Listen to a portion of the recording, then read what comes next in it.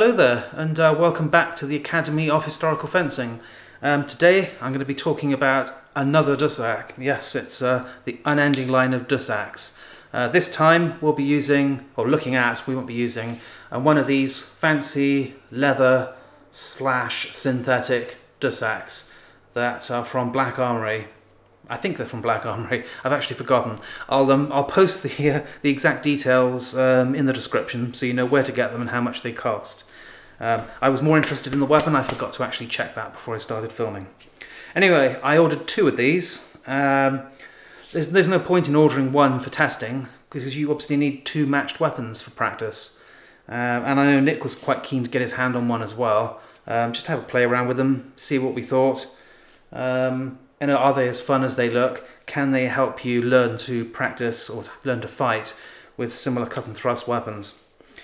Now the Dussack, I will be doing an in-depth video quite soon on what the Dussack actually is, but just kind of the really short version, and I've already said similar in another video.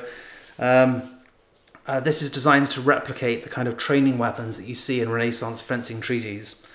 Some of them are made out of wood, some of them are made out of leather. I was going to say synthetic.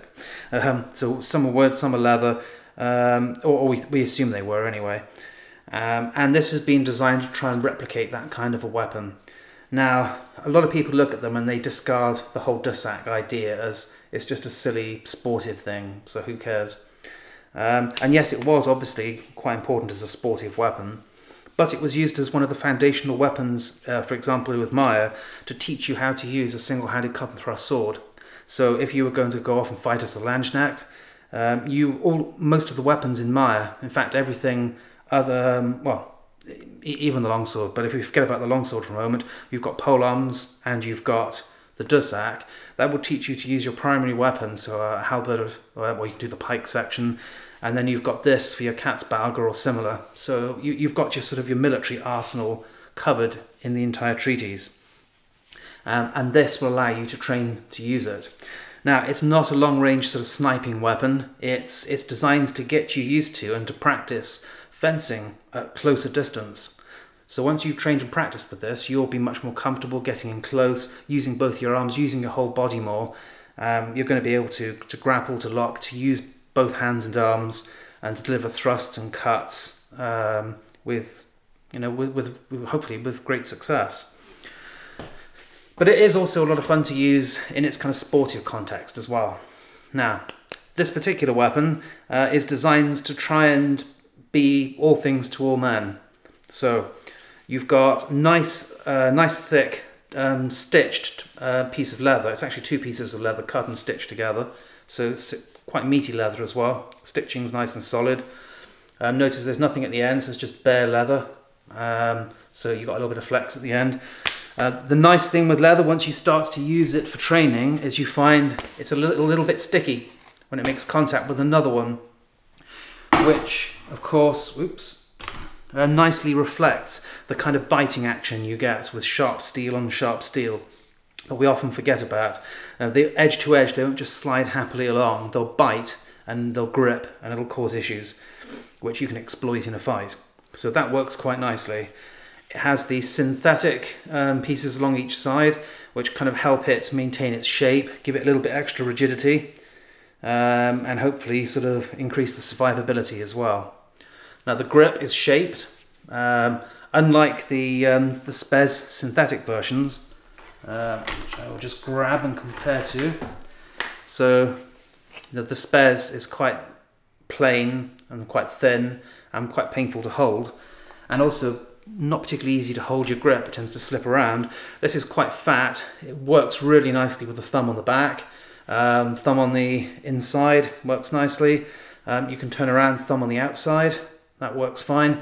And you can also bring the grip back with the thumb on the top and also right to the back if you need to. So you can do all kinds of grips and they feel nice and solid, that's a good thing.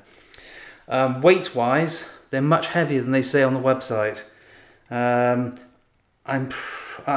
post these specs up in the description. I should have checked beforehand, but I know that they were about 150 to 200 grams heavier than it said on the website, which I was surprised at.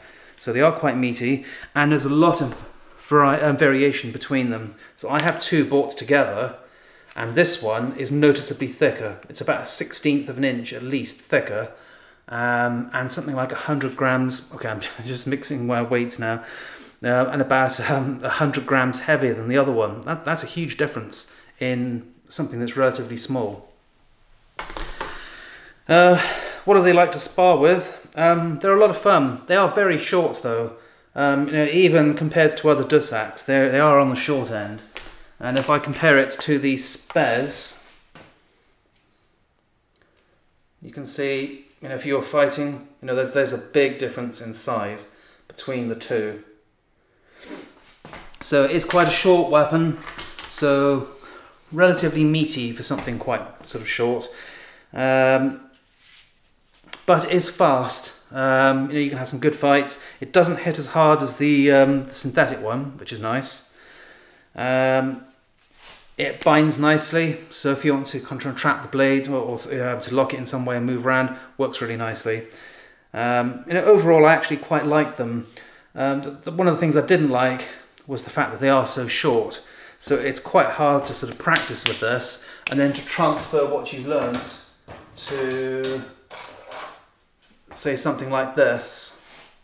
So but basically a Dussack or a Skivona hilted Dussack.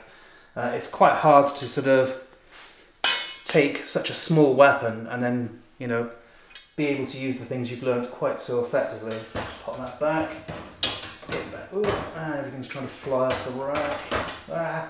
Okay, let's not touch any more of those. So yeah, I'm not a huge fan of it being quite so short, but very entertaining to use, entertaining to watch.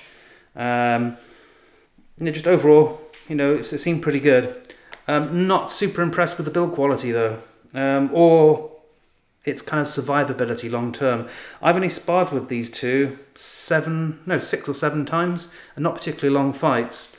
And already the plastic has split away from the leather, and I don't know if you can see, but there are rivets all the way along the plastic, and 2 of them just sheared off while I was sparring, just vanished off into the ether somewhere, rendering the weapon completely useless immediately. Well, not useless, but dangerous to use when you've got this kind of bit hanging out.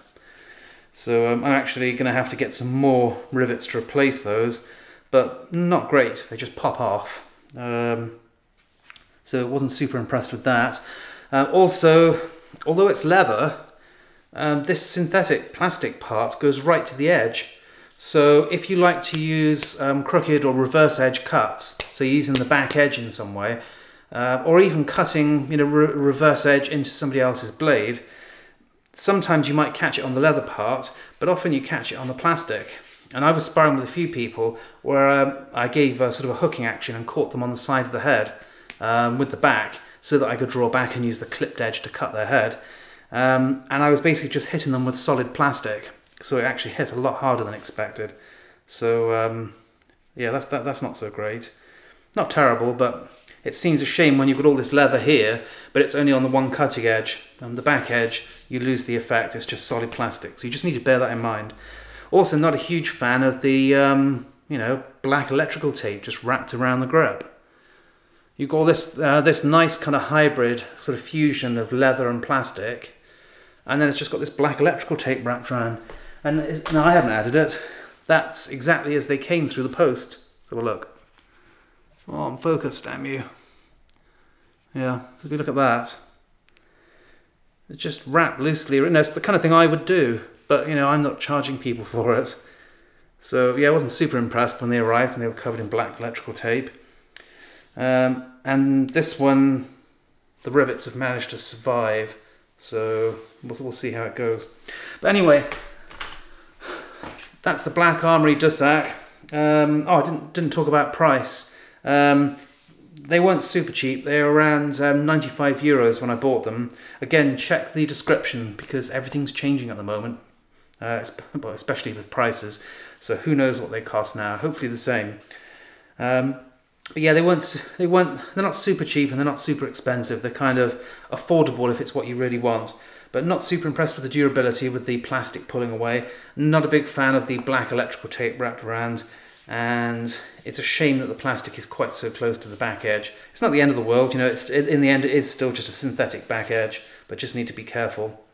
So it's kind of medium to cheap, entertaining, and if you get some better rivets, it will be a much better product. So that's it, the Black Armoury Dussack. As usual, any questions, pop them in the comments section. I'll do my best to answer them. I will be doing a comprehensive Dussack video quite soon on the sportive and the military aspects of Dussacks. So that should be quite fun. Just got to get a few more weapons in before I can film it and get the Dorotheas back from Nick. And that's it. Please subscribe if you haven't already. It really helps keep the channel going. The more people we can get, the more people we can get to watch the videos. And thanks for watching.